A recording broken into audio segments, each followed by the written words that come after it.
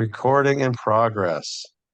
Welcome back, folks, to Kenneth James Alexander's life.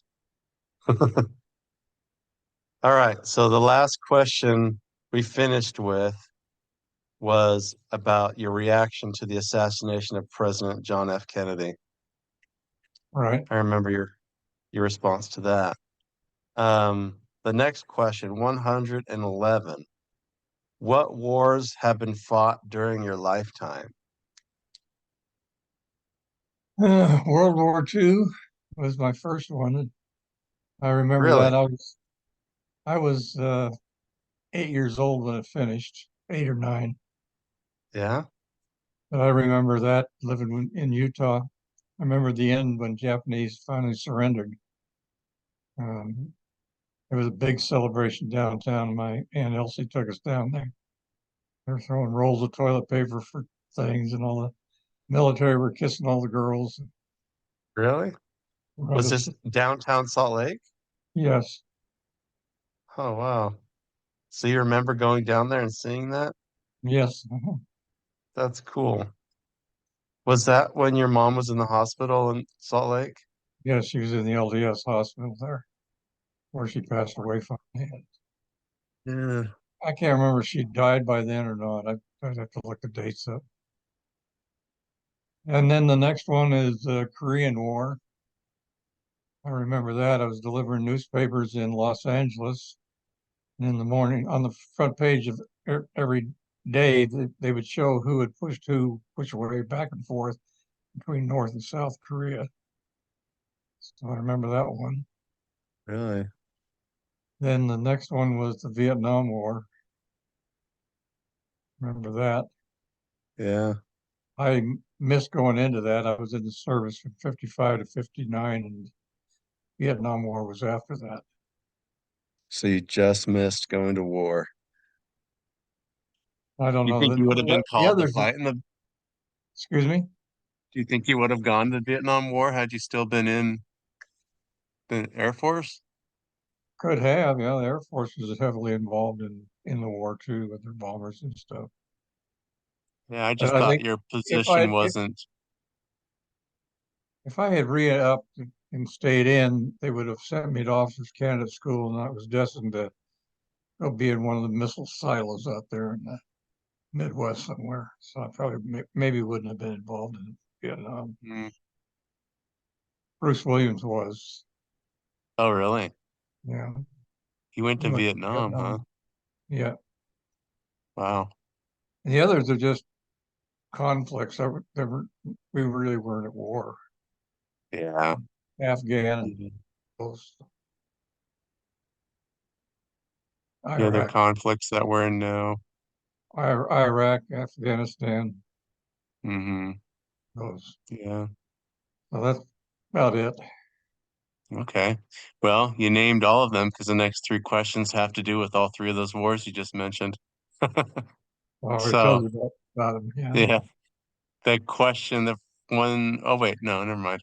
The next question actually has to pertain more to World War II. What were you doing when you heard the news of the Pearl Harbor bombing? I don't remember. I was probably too young.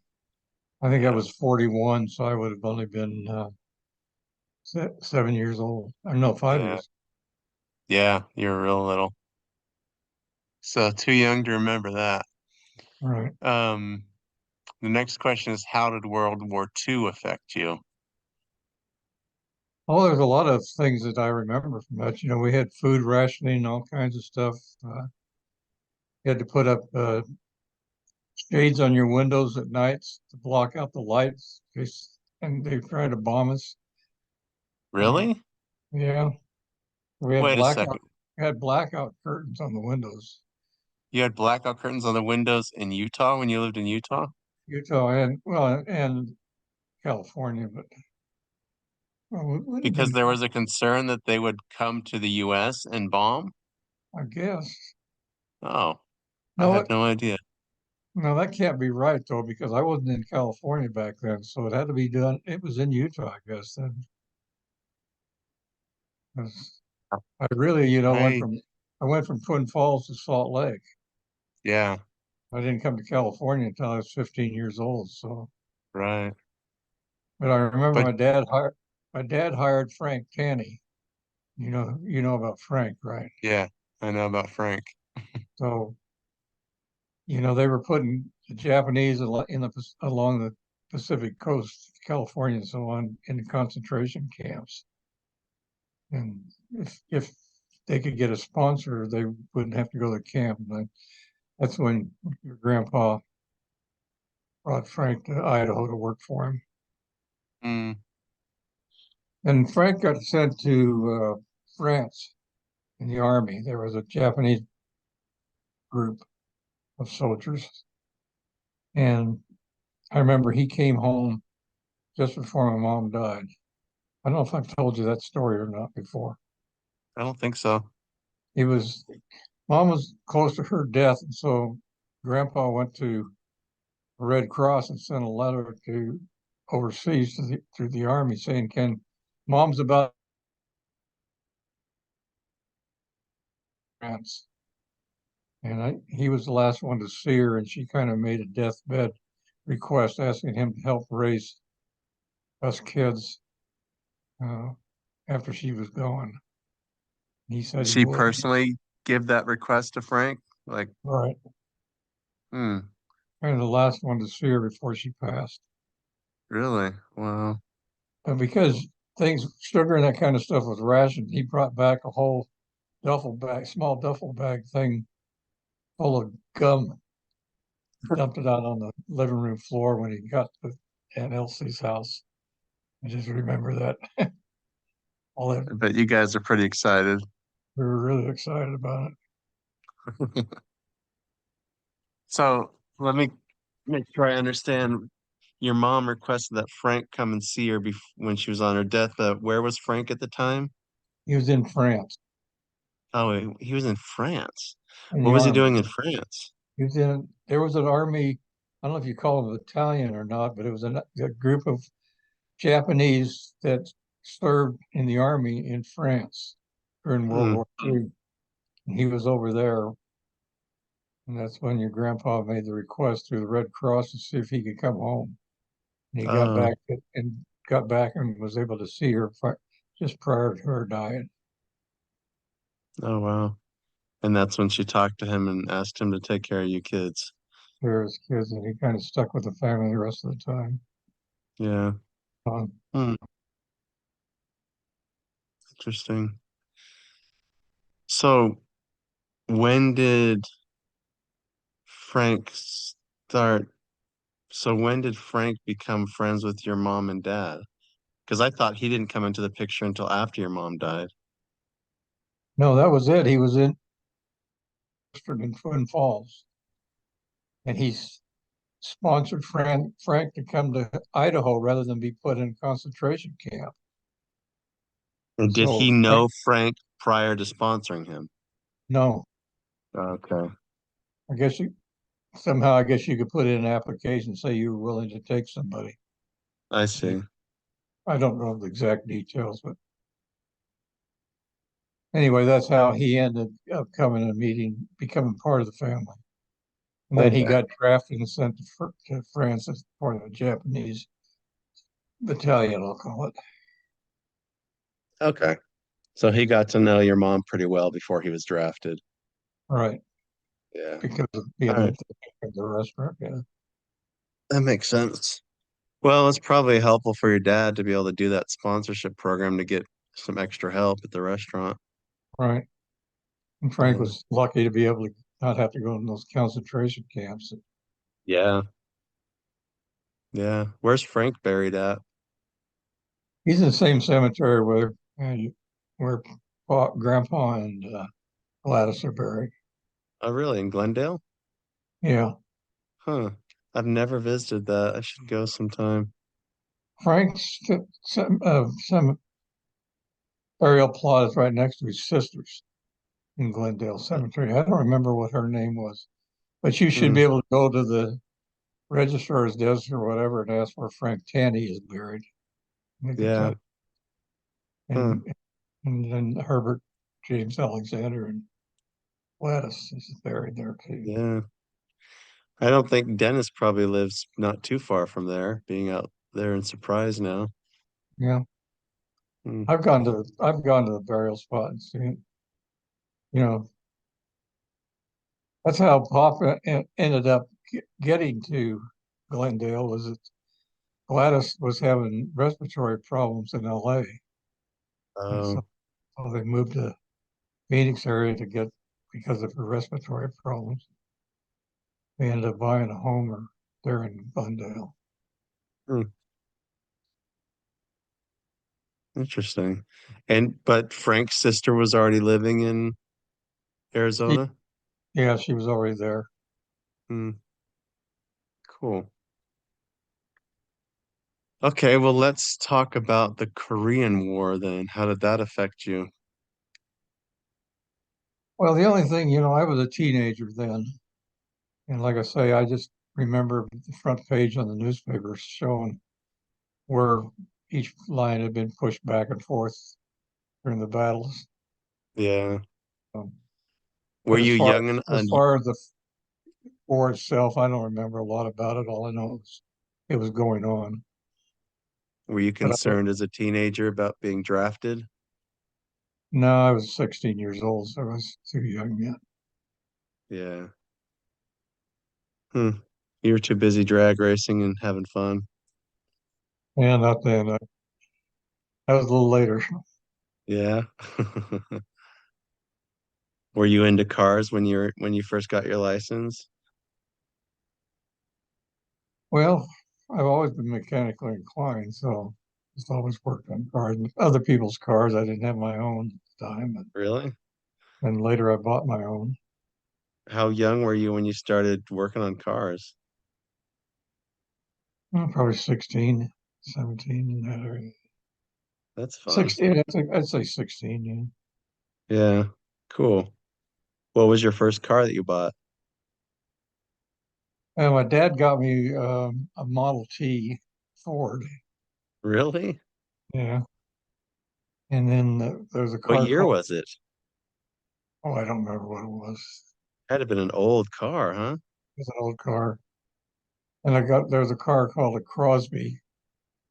And I had that until Frank actually rolled that one. Oh. Wait, did you buy this Crosby? No, my dad bought it for me. Okay. And then Frank rolled it, huh? Yeah. And Dang. kind of funny. It was a small car, small enough that you pick it up. My dad would go down by the Idaho State University. And some of the school boys there would pick that car up and sat it down in between two trees so he couldn't get out of it. Really? Stuck in there between two trees. Yeah. It was that small. That's funny.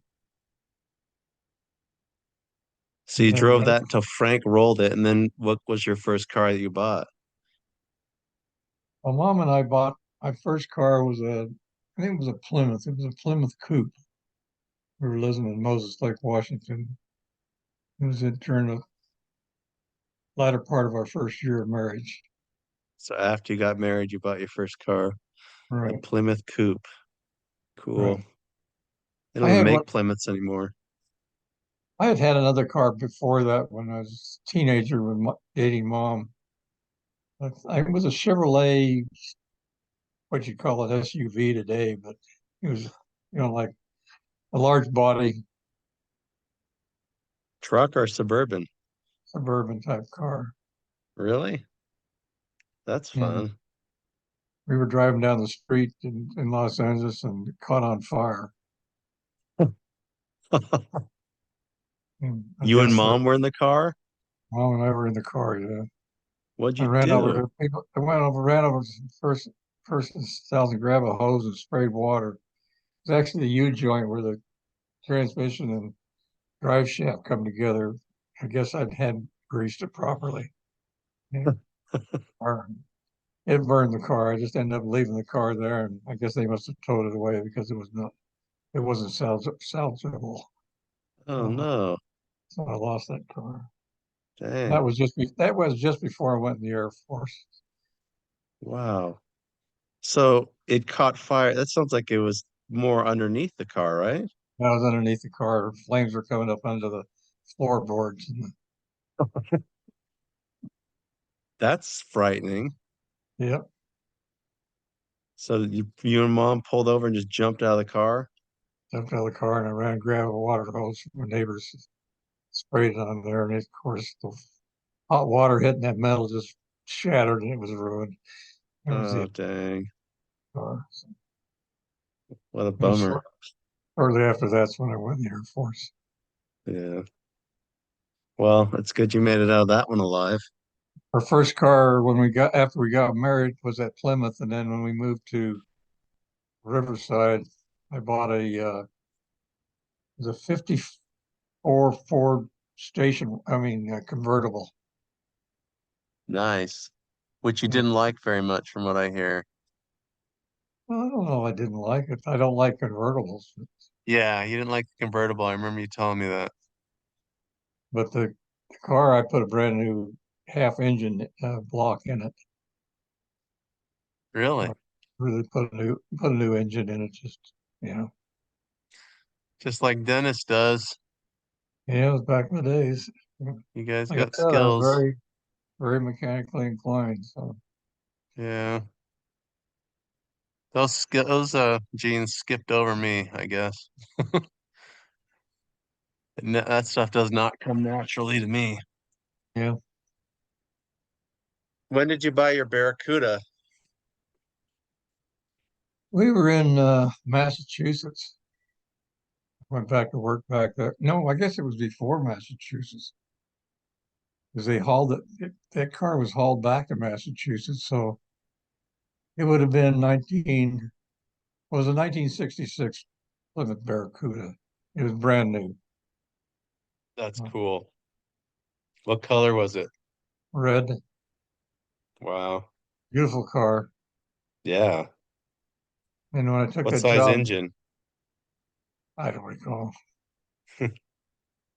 I think it was a Did it six. I think it was a six cylinder, not an eight cylinder. oh yeah. That's better gas mileage. Anyway, when I took that job back in Massachusetts, they actually hauled the car back to Massachusetts inside the moving van with our furniture. Wait, So, they hauled it inside the moving van? yep, put it in the moving van and hauled it back there. Because it was in No way. April. Went back there in April, so because it was a snowy season, I told them I didn't want to drive it back there. And they said, well, we'll move it for you. And they hauled it back there. Cool. I thought you guys drove across country in that thing. Now coming back, we drove.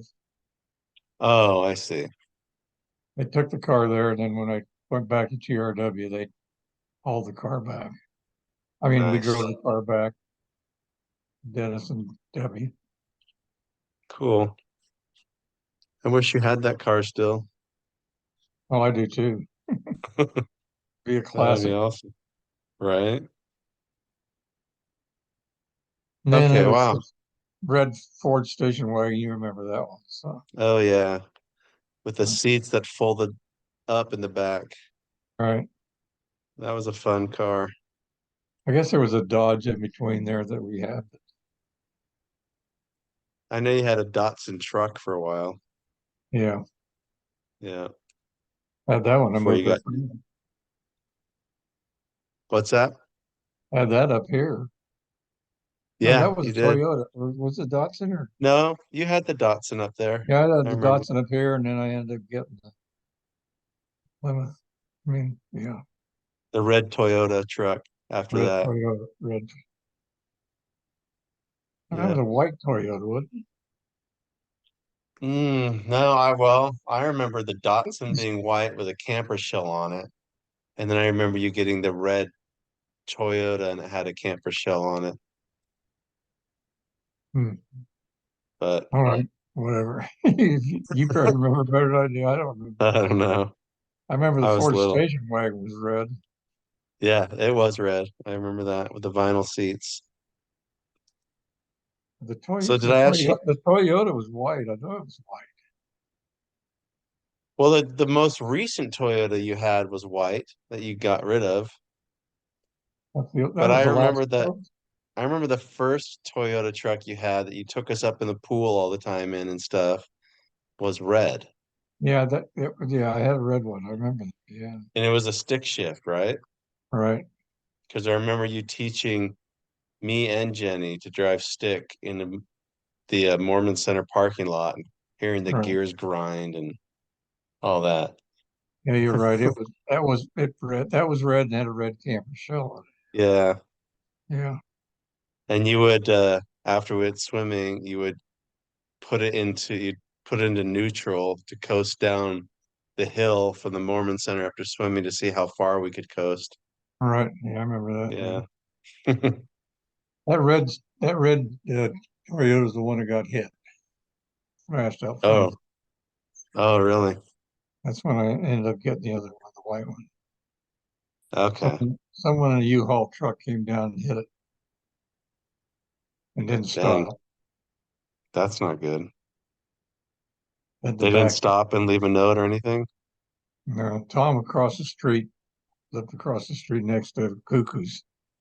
He saw him, but he Hmm. was in his underwear and couldn't do anything to run out at the time it happened. So we never did find him. I reported it to U-Haul, but they said, "Oh, a lot of our trucks come back in broken and smashed and whatever." So they Yeah. couldn't they couldn't help me find the guys. Bummer. Well, All somehow right, we got off tangent got about off the cars and question, everything. didn't we? Did I ask you about the Vietnam War yet? Yeah, and I don't remember a lot about the Vietnam. I just know it was going on. How old were you when the Vietnam War was going on? I Oh, really this don't. was like right after you got out of the Air Force, right? Well, Vietnam was later, yeah. Yeah. So the question is, how did the Vietnam War affect you? Other than the country being at war, I was glad I didn't have to go to Vietnam, I guess. Yeah, I'm sure. But as far as affecting it, no, I mean, you don't like your country being at war.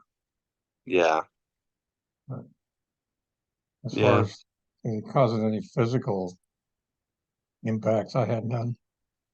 Just, Nothing personal to you or anything that happened. I didn't have anybody that I knew and actually drafted or anything. Yeah. Okay, let's go. This next question's 116. See if we can get to 120 today. Name a good friend you have known the longest, and how many years have you been friends? That's tough.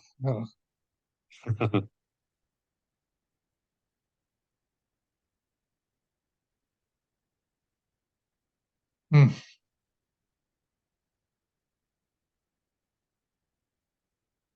I can't really think. I have had a lot of friends, so I don't know.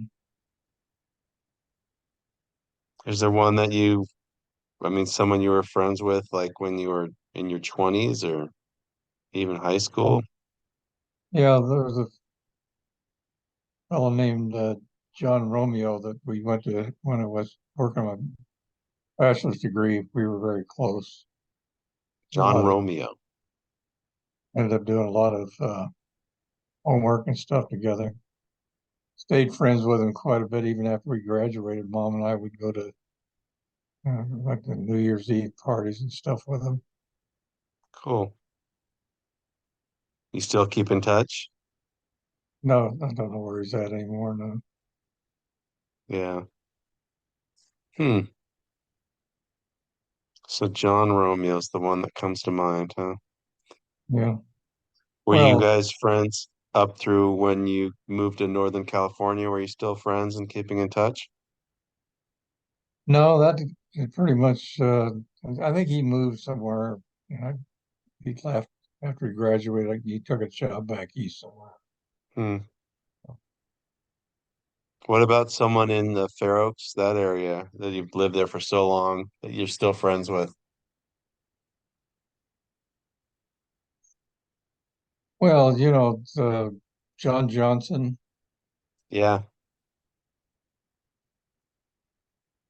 Is he still around? Yeah, he's pretty sick though. He's not. I don't expect him to last much longer. Wow. He's How old got. is he? He's about the same age. I think he's a little bit younger than me, but he's respiratory problems. Hmm. So you've known him for probably 50 years, close to that?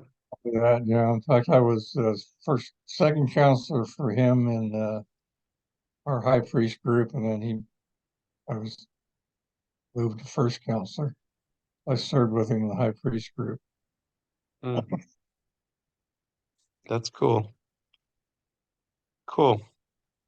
The next question kind of is somewhat similar, but not really. But it says, it's 117. Has there ever been anyone in your life you would consider a kindred spirit or soulmate?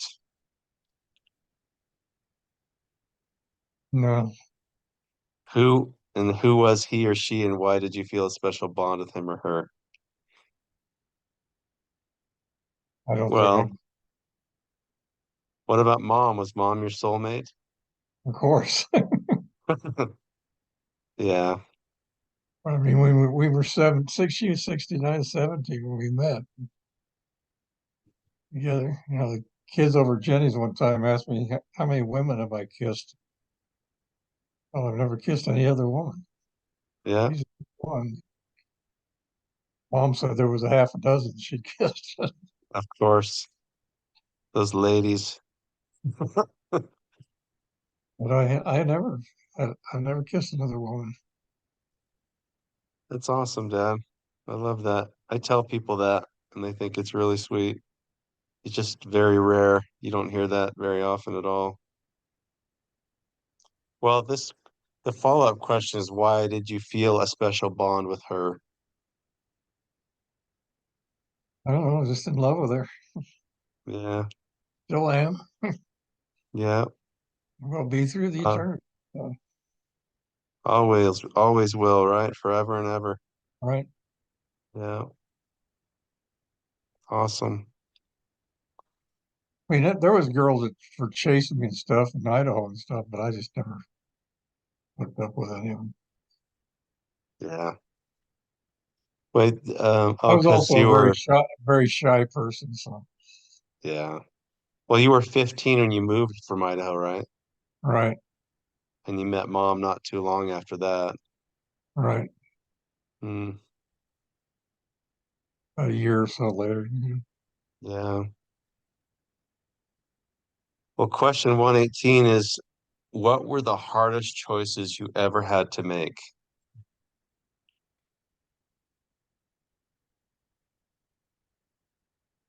Well, I think moving to Massachusetts was a difficult one. I didn't know whether I wanted to pick the whole family up and move back there or not. So that was a difficult choice. Yeah, And moving up here was somewhat of a difficult choice also. And I wanted to get you guys up here where there was not a bunch of smog and stuff, and more more clean air in Southern California. So that's one of the main reasons I came up here. really, for cleaner I air. actually took a $2,000 a year pay cut to come up here. Really? I didn't get a pay raise. I actually took a pay cut. Huh. I thought you moved up there primarily to keep your kids out of trouble. Yeah, that's one I don't want to put on tape. I didn't say any names, You're but right. secondary reasons were because you wanted cleaner air. Right. Well, you kind of always wanted to be a country boy, right? You didn't want to be in the city.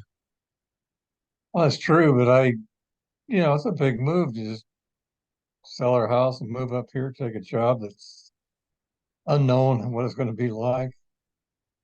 I mean, I was the only person, myself, and I were the only ones in electronics at BLM when I took the job. Wow.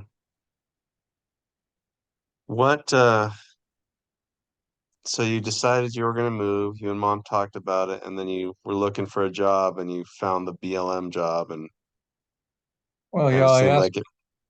asked one of the government contractor on one of the programs I was working on at TRW.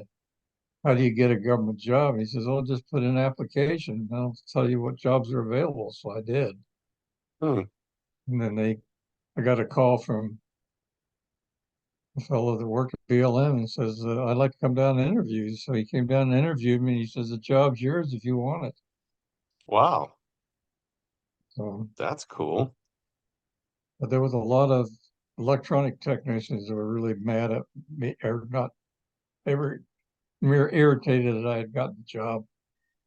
They, they'd hired an engineer from outside of the bureau, brought him in here and gave him a GS-12 position, and they were all hoping to get it. And you got it instead. Got it instead. So, in fact, I met BLM when had an introduction course where you go over to Reno, all the new employees, and they tell you things about getting you acclimated to being in BLM. And one of the things was you go around the room and tell them your name and what you did. And I told them my name, and I was a electronic engineer. And I heard someone back behind me say, "What in the hell do we need an electronic engineer for?" BLM is a Really? bunch of cowboys, is what they are.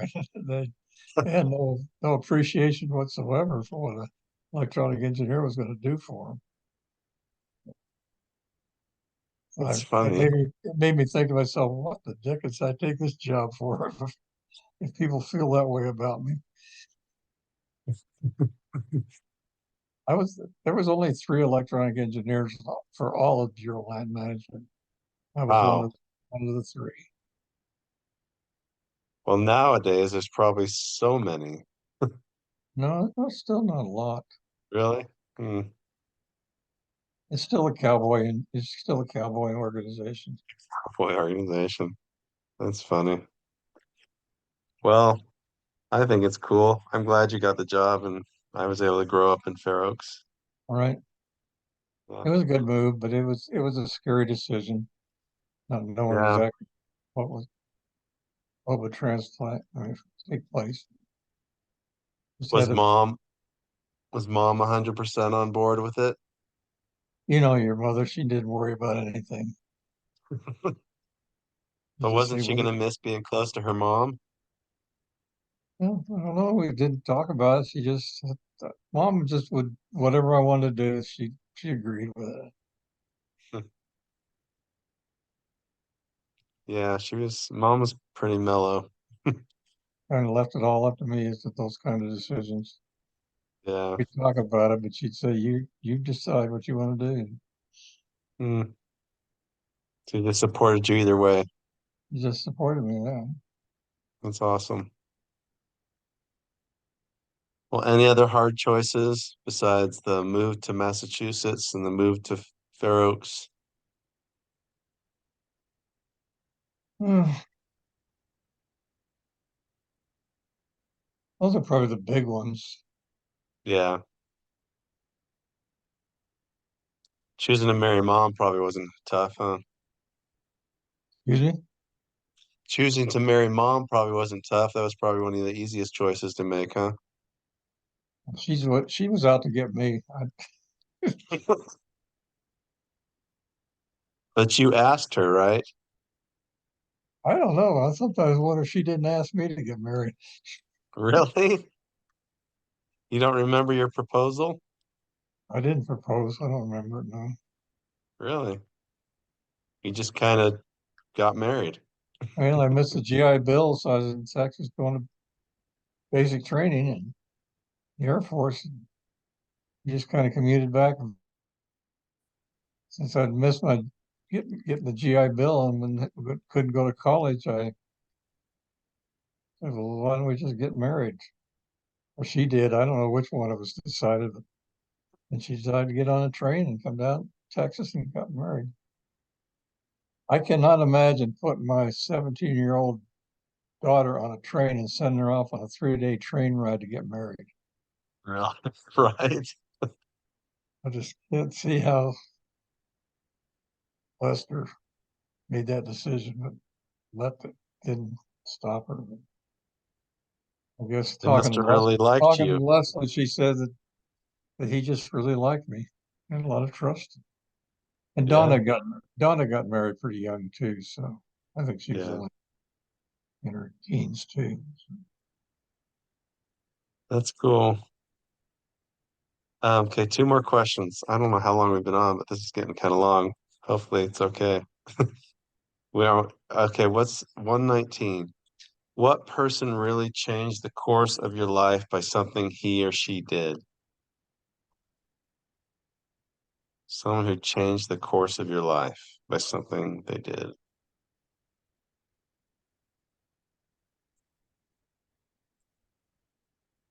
I don't know. Things that changed the course of my life is my dad moving from Idaho to California. Yeah, that had a big impact on your life.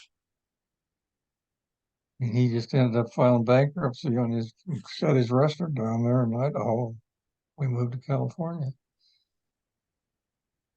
Well, that was quite a move for a 16-year-old boy to make. I mean, I'm up Yeah, have to drop all my friends and everything I had there and take off to California. wow, that is a big change. So he filed bankruptcy there and got rid of the restaurant, basically. And then did he start a new restaurant in Southern Cal? Well, he went to work for somebody, and then he bought a small restaurant. Mm. You just like to cook, huh? Or do you like to be an entrepreneur? Oh, he was a cook, and he ended up selling that one in L.A. and going to work as a fry cook on a graveyard shift at a drive-in restaurant. Mm. The old drive-ins where they used to actually go out to the car and put a tray on the car and stuff. Right. One. That's cool. Okay, last question. Do you remember any advice or comments that had a big impact on how you lived your life? Any comments or advice that had a big impact on how you lived your life? Well, there was a President Samps, who was the president of the Los Angeles State, who was my home teacher when I was inactive, and his taking me to ball games. Dennis and I went to Dodger ball games, and just really friendly. I would say he was my biggest impact, got me active in church. Yeah, he helped you come back. He helped me come back. I'd say he's the major influence. So that had a huge impact on your life, how you lived Right, your life. right. Mm. Well, I'm grateful for him for doing that. I don't think he probably realized what impact he had, but he was the one that made the bigger impact. And mom, the missionaries converting mom too, because mom, was not a member when we got married. Yeah. They went Did from mom had to quit smoking to become a member of the church, or had she already quit? I don't think she had quit enough to get baptized, but I think she started up again. She had a tough Oh yeah, time. She had a tough time quitting yeah. Was and it drinking. easier for you? It was tough to do it, but I just decided I, I shouldn't be doing it. Yeah. Mom and I was managing an apartment house, was it 4 bedroom? No, it was 8 bedroom, eight apartment house. And the lady that lived across the hall was going to give up smoking for Lent. She was Catholic. And I said, well, I'll do that too. And she quit, and I quit, and she started back up as soon as Easter was over, and I never did go. Really? I never did go back. So, Good job, Dad. but it was If you it was had tough. gone back to it, you might not still be alive today. I remember I carried it for 2 weeks. I carried a pack of cigarettes in my shirt pocket because you have this panic feeling. If you're out of cigarettes, you got to run to the store and get more.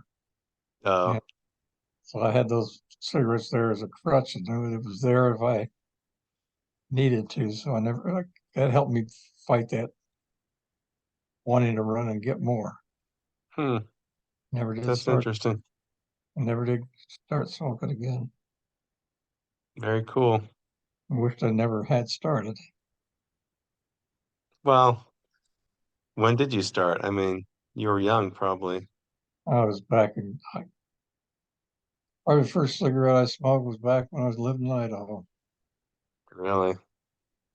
But in the military, cigarettes were so cheap they would give them away to you at the I mean, at the cafeteria. Did you give them away at the cafeteria? Oh, the cigarette companies would bring in these good-looking women, and they give you a little two packs, little tiny pack, had two cigarettes in them.